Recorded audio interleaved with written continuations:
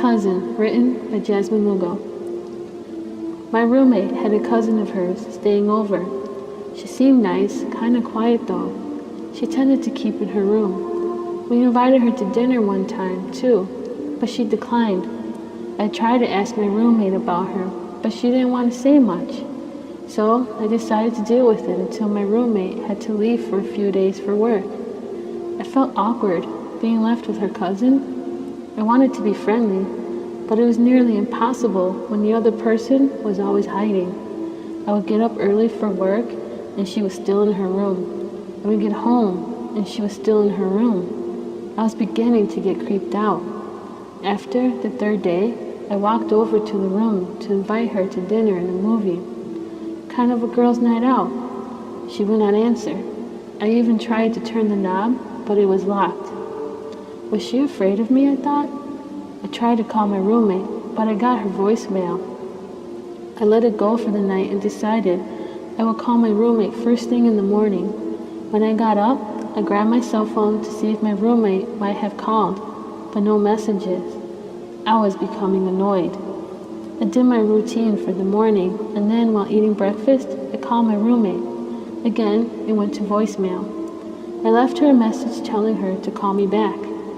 I went to my cousin's room and knocked again. You can guess it, there was no answer.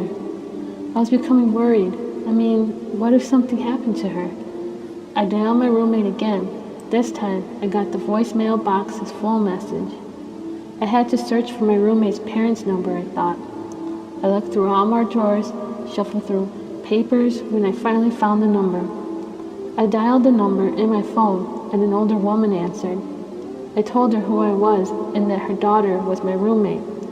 She recognized my name. After a while of catching up, I explained to her why I was calling. I told her about her niece and how she would come out of her room. I also told her how I could not get a hold of her daughter. She told me she was not far and she would be coming by. I could tell she was trying to stay calm, and I had a feeling she was keeping something from me. She arrived at the apartment within the hour. She had 2 police officers with her. The police officers went to the room. I pointed out to them. They told us to stay where we were. They knocked on the door, and no one came out. Then, they broke down the door. When they got the door open, a horrible smell came out. Inside was a body, a woman's body.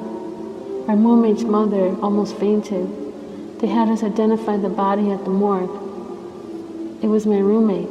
I did not know how this could happen. I explained to the police everything that had occurred. My roommate's mother told me that they did not have any family.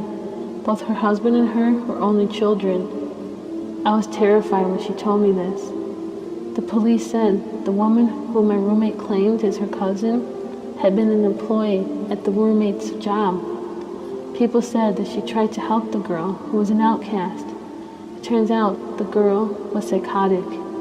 She escaped from a mental hospital. When my roommate was supposed to leave town for work, she must have killed her.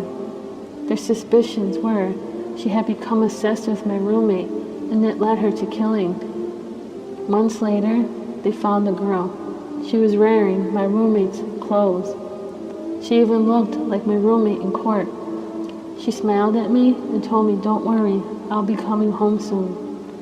She was sentenced to return to the mental hospital.